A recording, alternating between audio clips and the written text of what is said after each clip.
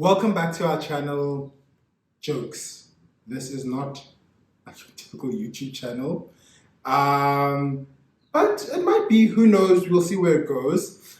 But as you may have seen in the title or the description, I am just making a video on kind of a reflection on 1 year since leaving what at the time I thought was my dream job at one of the big 5 law firms. So for those of you who don't know me, my name is Xhanti. I am a practicing attorney, and I like to say that's my day job, but really I'm a practicing attorney, well, part-time attorney, full-time husband / dad. So you might hear my super busy toddler trying to also compete with the spotlight. Hey, these Gen Alphas and competing with the spotlight, but it's fine. So basically the whole point of this video is kind of just to reflect and look back on what I maybe would have done differently. But to be honest, there's not really much I would have done differently. But I know some people are kind of considering moving to either work for the big 5 law firms or are in the big 5 law firms and not really knowing how to navigate the space, particularly as a person of color, or kind of looking to do articles at the big 5 law firms. And I want to say from the bat, this video is not about any specific law firm. It's not about, I won't even name names, because a lot of the stuff I'll say here, yes, we're in the context of the law firm that I worked at, but I know that speaking to friends and colleagues in other law firms, like this was somewhat of a trend in all of the law firms. Just with that in mind, I started my articles back in, I'm going to age myself now, but back in 2017, so January 2017, I moved from PE and moved up to Cape Town. And, articles was my first, proper job. It was the first job where I was like, I'm earning a salary now, the 25th of each month, you get that, you wake up to that SMS thinking, and you're like, I've got money. And I know we demonize kind of big law in a sense, but if we're really honest with ourselves, guys, it funded our bougie lifestyles, hey? I remember that first year, it was like, as I said, I'd just come out of being a broke student. And now all of a sudden, I've got all this money, and I had no expenses at the time. Okay, I had rent, but I was renting a super small place. So my expenses versus my salary was my expenses was this, and then my salary felt like it was this. Yo, guys, I remember that first year. It felt like I was buying everything at Woolies. You know when you even buy like cleaning stuff at Woolies, literally your handy Andes buying at Woolies, and even one of the great things about working for a big 5 law firm is that they even give you loads of perks. We had lunch at work. Oh, I remember, guys, salmon.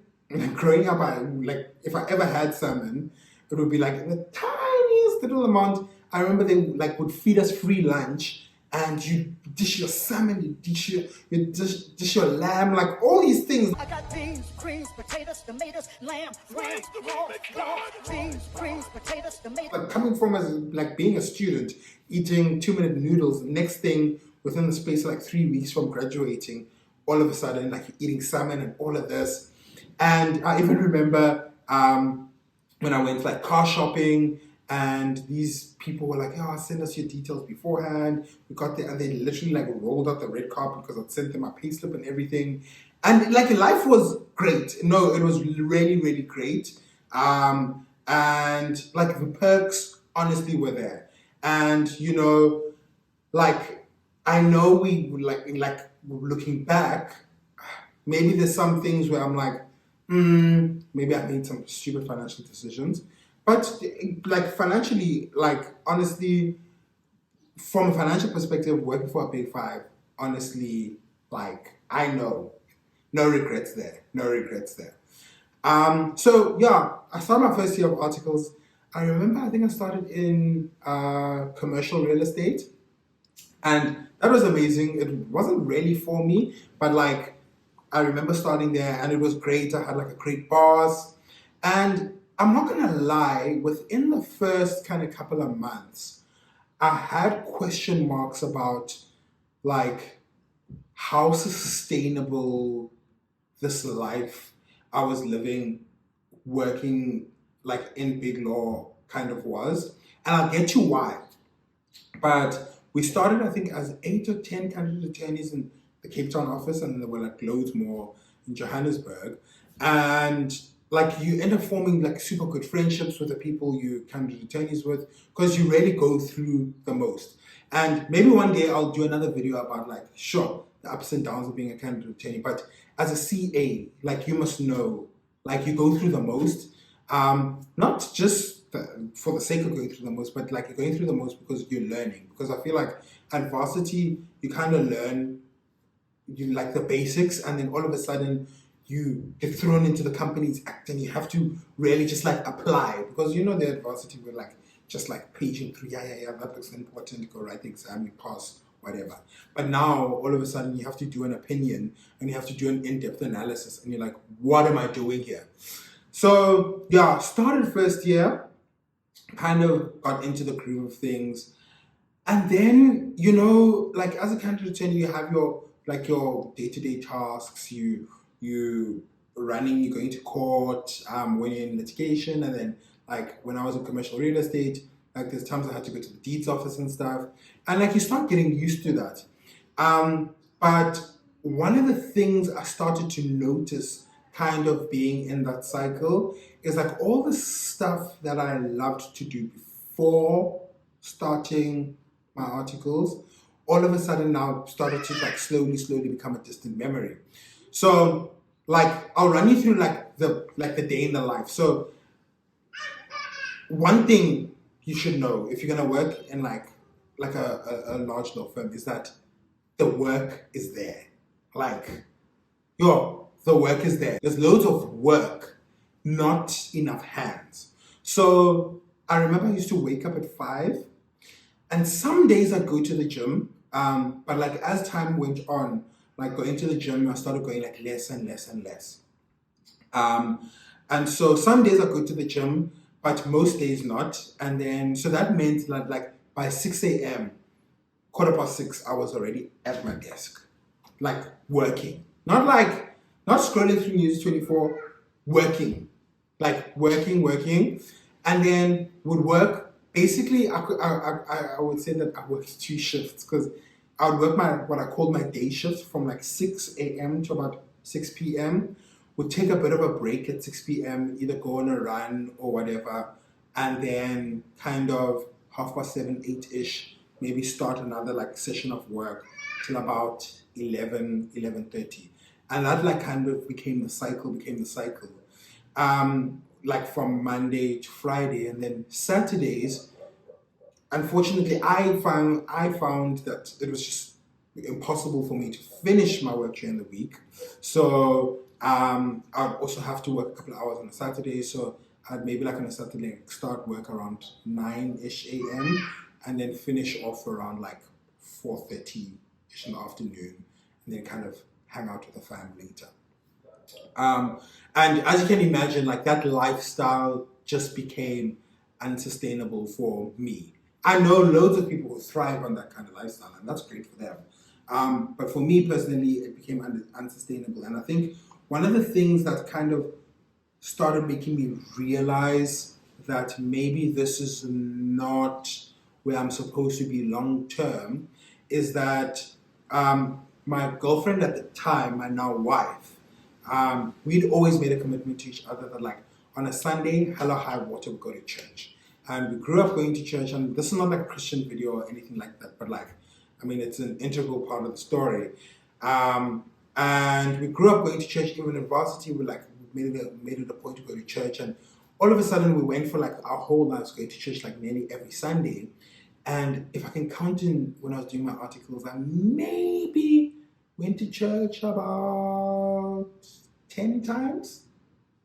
Yeah, it would be like months, guys, months would go by because you're so tired from during the week, ne? That like you work this Monday to Saturday, you're so tired, and then come Sunday, like the idea of waking up or getting out of bed before 11:30 was just like no. I would even say to people like I have a work hangover, like I had not even touched alcohol, but like you feel like you have a hangover because like your mind is just so spent. So, and then on the times that, this is even kind of embarrassing to say, but on the times that I would go to church, I remember like sitting in church and being so anxious about Monday morning that even kind of like in worship or like when the pastor would like give a message, it would literally go out here, come out here. I'd come home and then like I think, oh, I wonder what happened at church today. That time I was there, but because you're just so anxious about like the very next day being the Monday, like even just I found like the anxiety really started like would build up on a Sunday. So get back from church, kind of chill, have lunch, and then like the cycle already starts on a Sunday evening because the partner that I was working under would also now review stuff on a Saturday. So that meant that he'd turn comments around on the Saturday, like let's say like Saturday afternoon. I'd pick up those comments on whatever it was on the Sunday, kind of late afternoon, evening, so that by the time it gets to Monday, when I get to work, we can discuss whatever those comments are. And one of the things, like also kind of working in law, and I don't think this is like a simply a big law thing, is that you also have to learn the fact that you have to be comfortable with the fact that you constantly receiving feedback. And some of the times the feedback is like, you're like we use this thing called track changes, prepare a document, and then whatever amendments, whoever's reviewing the document, whatever amendments they make it in track changes. And sometimes literally your document looks like a Christmas tree because there were just amendments after amendments. And then you get times where like there were no amendments. And then like for instance, I've worked for two types of partners, the kind who literally never gave feedback, and you think you're doing great, that was also kind of toxic. But then the ones who like overly gave feedback, like a lot. But overall, like articles was a good experience. I'm not gonna lie. Like to be honest, like I know a lot of people are kind of circumventing the articles route by either just going straight ahead and being legal advisors or whatever, which is fine. I mean, each to their own. Because I'm currently work as an in-house legal advisor, but I won't lie. Like articles, really, like you learn a lot, and yeah, you learn over the coals, but you learn a lot. So that was kind of year one, year two. In year two of my articles, my wife and I got engaged. So like that was a good year. We were, going nicely. And then come the end of the year, now you have the stress of, yo, am I going to be retained? Am I going to have like a job in the next year? And ultimately I was retained. And if I'm honest, like, yes, I was like, I was praying, yeah, like, let me be retained, let me be retained. But on the inside, I think something knew that I needed to move on. And I was kind of praying that like I'd be rejected, like I don't get retained, and it kind of forces me to spread my wings and look somewhere else. But then I got retained and I was like, okay, let me make do now. And already at that time, I think like one of the things that I maybe didn't have the courage to do was really investigate, like, can you be like a corporate and commercial attorney outside of a traditional law firm environment? And at that time, I had no point of reference for it. So I didn't even think it was possible. I thought, if I leave here, I'm going to have to like work at a mom and pop and this. Which, I mean, once again, like now, those thoughts back then were super stupid looking back now. Because like you see people who work at either like smaller places or work on passion projects and like they rarely fulfilled. Because one of the things that I didn't mention is the money alone, like honestly, the money alone doesn't fill the gap, because what you get, the amount of work and the amount of like emotional tax it puts on you versus the money, it's like super disproportionate. But okay, fine. Start of first year as an associate. I'm with the big boys. Like associate, retained, updating LinkedIn, changing my headshot. Being so successful, it's overwhelming. But that's when the flame started. Like, because all of a sudden now your level of responsibility jumps, and now you've also got this thing called a fee target. So I know not all firms work on this fee target kind of thing, but for the most part, like 90% of firms do. So you get set a fee target that you need to meet at the end of the month. And the way you meet that fee target is calculated on the hours you've worked. And then, so X hours worked times Y, whatever your charge out rate is supposed to make your fee target. But it doesn't always work like that, because if you put in 10 hours, not all of those 10 hours are going to be billed. So sometimes, let's say out of the 10 hours you've logged, let's say working on that day, 10 billable hours, you now, only 7 are going to maybe be billed, right? And then also, as like a junior attorney, you also have loads of work that's not billable work. So maybe that day you do 3 hours of non-billable work. So although you've worked 13 hours that day, only 7 are billable, because that's just the name of the game. So now you're constantly having to meet this fee target, and every year you progress, the higher the fee target gets, right? So like, I know there's some people who meeting their fee target was like a walk in the park, but for most of us, it wasn't, because the fee target also kind of has to have a correlation with how much work is allocated to you. And look, I'm not going to go into all the politics of like being a POC in like corporate South Africa. There's loads of videos you can find of that. But it does play a part of like, in terms of like work allocation. And I know it's nothing like intentional, it just happens. It honestly, it just happens. And I know like at the firm that I was working at, by the time I left, they were like dramatically trying to address it. And from people I've spoken to who are still there, it seems like things have gotten much better. But now, if you allocated less work than to meet your fee target, or not even less work, less quality work than to meet your fee target. Now, because remember, you can't bill. Let's say you have to do like a batch of resolutions, and sometimes resolutions can be a bit complex. Let's say it's like loads of entities, whatever, and it takes you a hell of a lot of time. You can't bill a client 100K for resolutions. So although your time might be worth 100K on those resolutions, all of a sudden now only 20,000 of that is being billed. And that's not putting you in the red about your fee target. But okay, enough about fee targets. I really found for me now, so I stayed on as an associate for 3 years, and I left just before I was to become senior associate. So like, one of the big things like I felt like I had to deal with a lot was like anxiety and imposter syndrome. And the anxiety, guys, the way the anxiety was so crippling, I would sometimes be finished working on a document, but I couldn't press send, because there's going to be like loads of feedback on the document and this, that, and the other. And hey, and now you're just sitting on this product of work where, you kind of just gotten it through and sent it off. But your anxiety is just, it's like, it's saying no.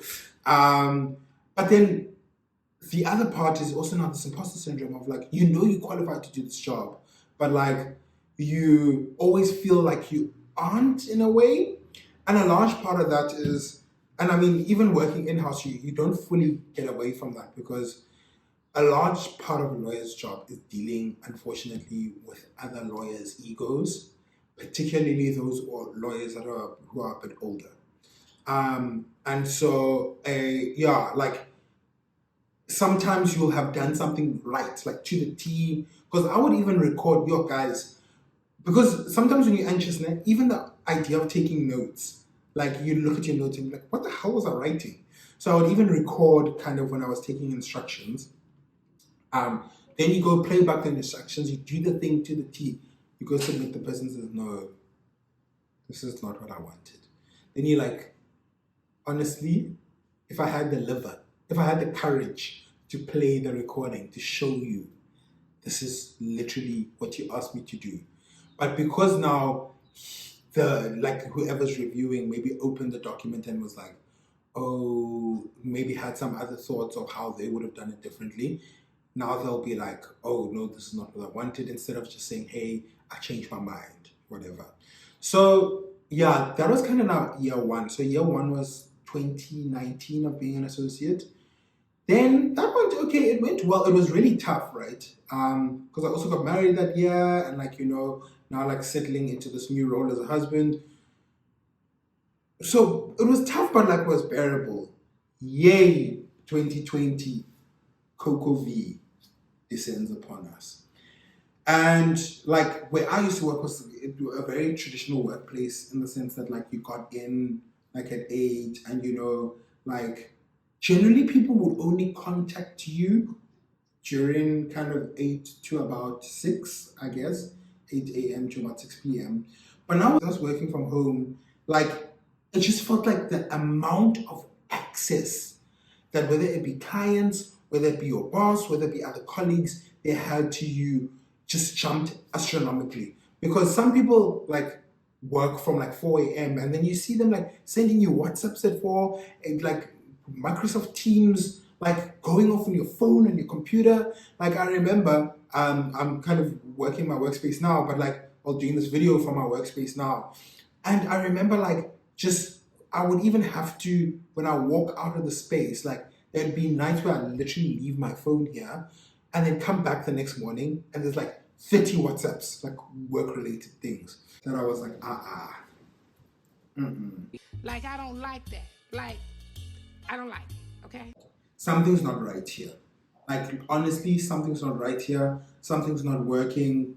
And it's crazy to think that I had that realization in the beginning of COVID, but then I still like held on to the job for like another 2 years thereafter. But yeah, so I started to realize, no, something's not right. And like the level of access, and when you've kind of made up, or maybe when you're like your heart's made up that, okay, I'm done now with the job, but it hasn't caught up to your mind yet, and you're just like still trying to like push, because like like to give my all, but giving my all, but you feel that like in the past, working until past 8 p.m. was like fine. Now all of a sudden, because it's now kind of decided you're done with the job, like you slowly being like, hey, at 8 p.m. be like, I'm logging off or whatever, which is a great thing on the one sense, but like as I said, like the amount of work just never allowed for one to be able to fully do that. And yeah, even just like on the like accessibility thing, one of the things I do now that I so wish I'd done back then is that like I'm a huge advocate for not having work emails on your cell phone. And I know it's not possible for everyone, but I really encourage it, because 9 out of 10 times, like the thing that you're seeing via your work email, you can only solve when you're at your computer anyway. So you might as well like just look at that thing when you're on your computer. So yeah, I like now like I have a rule that I don't put work emails on my cell phone, because it also is like the anxiety contributor. Like you hear this ping and then you just go in and it's like 10 p.m. and now you can't sleep well because you're thinking about that email. Then you get out of bed and you just go do this work and you're like, no, this is not it. So then kind of came my last year as being an associate, and most firms you have to be a junior associate for 3 years to be able to qualify for senior associate. So that third year being like an associate is quite integral in the sense that it's like your runner up to um, to becoming an associate. So that year was good. It was tough in a sense, because now like you're trying to like make sure like my application looks good to become senior associate, but also deep down in my heart, like I decided that like I'm out of here. But towards the end of my third year being an associate, our daughter was born, and that I feel like was the feather on the camel's back, because I remember when I was on paternity leave, like work just didn't stop. I'd maybe be able to take a couple of hours off during the day, but like literally it just didn't stop, because if I wasn't at my computer for kind of like more than a day in a row, 2 days in a row, like I'd just come back to all these bombs going off, and I was like, like, and yeah, that's when my wife and I made the decision that I'm giving it 6 months, and if I don't find anything in that 6 months, yeah, I'm gonna resign without a job. Then December came, then that January, like the January 2022, yeah, January 2022, I was now maybe like 2 months into giving it this like 6 month run, and I was like, this is not working out. Like literally by the end of Jan, if like God doesn't do something, like I'm gonna resign. Then long story short, like literally like miraculously found another job, and these people like reached out to me, and it was super great, and like I'm really enjoying it. It's an in-house opportunity, and what's great now is that kind of the lessons learned at the previous opportunity, I was able to now pick up and apply to this opportunity. And I think the big three things I want to say, particularly as a young attorney, and even I want to go as far as to say like a young attorney of color, like three things that like I kind of wish I'd known back then, that I apply now. Number one, set boundaries. Like honestly, like the only way work is enjoyable is if you set boundaries. Because the second work begins to encroach on your personal time, your family time, all it, like work becomes the only thing you can think of. And like I've worked with people like other attorneys before, whether it be at the firm I used to work at or like other firms, and the person will be like, I'm 35, and you're like, 35. And you're like you a bit embarrassed because you feel like you're speaking to someone who's like 48, because like they just never had that work-life separation, and work had caused them so much stress that you could even physically see it on them. So guys, you set boundaries, and once again, there's loads of videos about setting boundaries at work, and even like part of setting boundaries is communicating those boundaries to the people you work closely with. So that be kind of your direct report, or your kind of like direct colleagues or other people within the organization of, hey, actually, like I don't work on a weekend. If it's something like desperately urgent, text me. I'll see if I have time, but it's not what I do. Or if I have to work on something in the evening, it's like you know, okay, maybe it's a toxic trait that I'll be like, I can do it once every couple of months, but it cannot be like a every second day occurrence, purely because it just makes you less, like it gives you too little recharge time between the end of your workday, the one workday, and the start of the next day. So you just find that like the quality of your work, like week on week, day on day, month on month, really starts to decrease, because your mind just doesn't have the time to rest and yeah, just chill out. So boundaries, number one. Number two, like don't doubt your worth. Like that's a big thing that I had to think of. Well, yeah, think of and deal with, was the whole idea of like, oh no, I'm not adding anything valuable to this team. Like in Xhosa, I'd be like, you're dikapile, and I'm like, kubone, I'm not the starring like the dikapile, but the fact that you have an LLB is like, just that alone, just in fact that that alone, come with loads of knowledge, and you wouldn't be in the organization, or at least they wouldn't keep you in the organization if it wasn't for the fact that you're adding something to the team. And then I think the last thing is, work is our livelihood, but it's not our life. And it's really easy to confuse the two. And I unfortunately fell for that trap for like 5.5 years of thinking that work is my life. Like, my value comes from work, or just odd things where, like, like I cringe looking back on now, because I'm like, man, this is crazy. Like, how could I ever think that, like, a pat on the back at work meant like I'm the greatest person in the world? Because you could be a great person at work, but not necessarily be a great husband or great father or great wife or great mother or great friend, aunt, sister, whatever. So yeah, guys, I just want to say to everyone watching this, like, don't now watch this video and be like, yo, I could never go to big law.